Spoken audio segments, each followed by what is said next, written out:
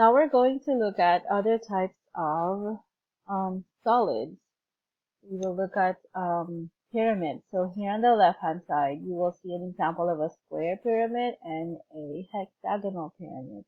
While on the right-hand side, you'll see a picture of a cone. So in what way are they similar or different? So what do you see? What do you know about their parts?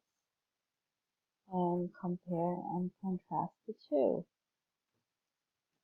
Okay, so what do they have in common based on these images? So first, how many bases do they have? How many bases does this square pyramid have? The hexagonal pyramid and the cone. So unlike prisms and cylinders, pyramids and cones only have one base. So how does that affect the formula for lateral area and surface area? Now also, they have two kinds of heights. You call this one the slant height. Slant height. Now, okay, here's the slant height right there, and another one over here. Now, this one is the height of the cone. So this is the height of the cone. Height of the cone. And here you will also see the altitude that represents the height of the pyramid, right? Okay. So if we're going to find their lateral area, so LA is equal to, remember our formula, it's perimeter of the base times the height, right? But now which height are we going to use?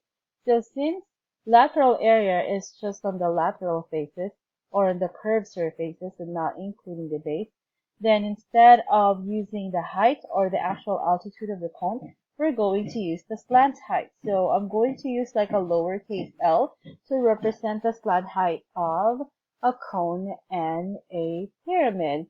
And since a pyramid and a cone only has one base, we're going to divide this by 2 and multiply by 1/2. So 1/2 base perimeter times the slant height. Now for the TSA, or for the total surface area, we're still going to use the same formula, LA plus, but instead of 2B, right? Since each, pyramid here only has one base, and then this cone here only has one base, we're going to make it LA plus 1B. So those are the corresponding changes when you're trying to find the lateral area and the total surface area of a pyramid and a cone. Well, let's try to use them in examples. Okay, I have here a cone. First, let's try to find the LA. So lateral area is 1/2 base perimeter times the slant height, right? The slant height here is 5, correct? Okay. Well, before I do that, well, what if you were given the actual height or the altitude instead of the slant height? What would you do? Well, you can use properties of triangles or Pythagorean theorems, right, to find the slant height. Okay, so LA is equal to 1/2. So what is now the circumference of the base? It's a circle. So the perimeter or circumference of the base will be 2 pi r, but your r is 4. So 2 pi times 4. So that gives you 8 pi. So here you have 1/2 8 pi, and the slant height is 5. So we go, that's 4. So 4 pi times 5. So you get 20 pi. Okay. Now let's do SA or TSA. Total surface area is LA plus 1B because the cone only has one base. So we already got our LA to be 20 pi plus, so what's the base area? That's a circle. So B will be equal to pi r squared, and your r is 4, so 16, right? So plus 16 pi.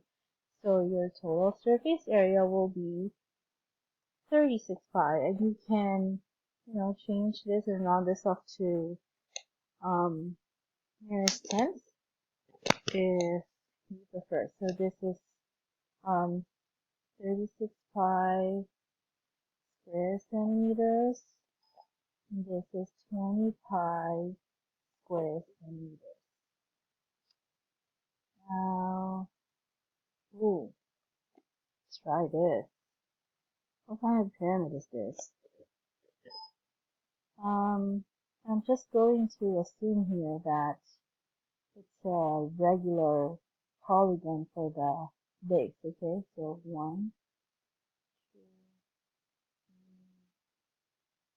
4, 5, 6, 7, 8.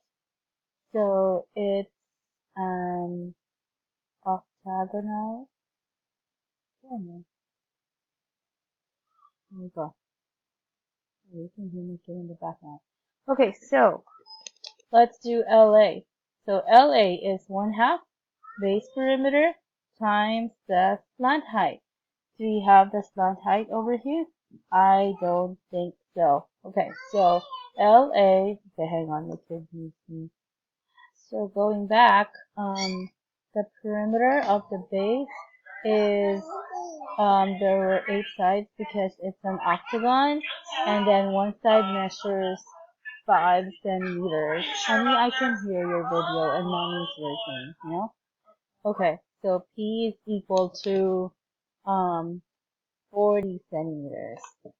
So plugging them in here into the formula. So 1/2, the perimeter of the base is 40 centimeters. And then now I have to find the slant height. So how do we get the slant height? Now you can see this right triangle over here, correct? So 6 and then 6. And you can make, a line segment from the vertex to that segment right there. Okay. This is the altitude. This is actually your apothem. Remember what an apothem is? It's a line segment from, the center of your polygon perpendicular to a side. So let me zoom in on that triangle. So this is 6. This is also 6. The slant height that we need is this one. Okay. There's a right angle over here. Okay, so it's an isosceles right triangle. Because both of these sides are equal. So it's a 45, 45, 90 triangle. And we learned that, in an isosceles right triangle, the hypotenuse is radical 2 times the leg. So that means, let's use the letter for hypotenuse here. Our hypotenuse is the slant height, and then square root of 2, and the length of each leg is 6. So that means the slant height is 6 radical 2.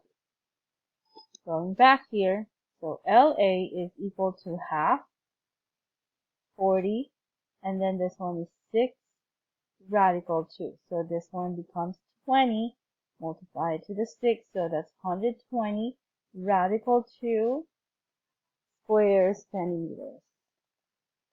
That's for the lateral area. And now for the surface area, we have LA plus 1B, right? So we already know this is 120 radical 2. Now how do we find the base area? Now let me erase this so we'll have more space. So when you have like a regular pentagon, so you remember that formula on how to find its area using the apothem and the perimeter?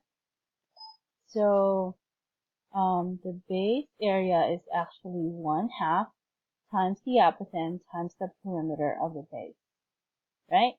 So B is 1/2. Your apothem is from the center perpendicular to a side, so that's 6. And then we got the perimeter of the base earlier by multiplying 5 times 8. So that's 40. So this is 3, right, times 40. That's 120.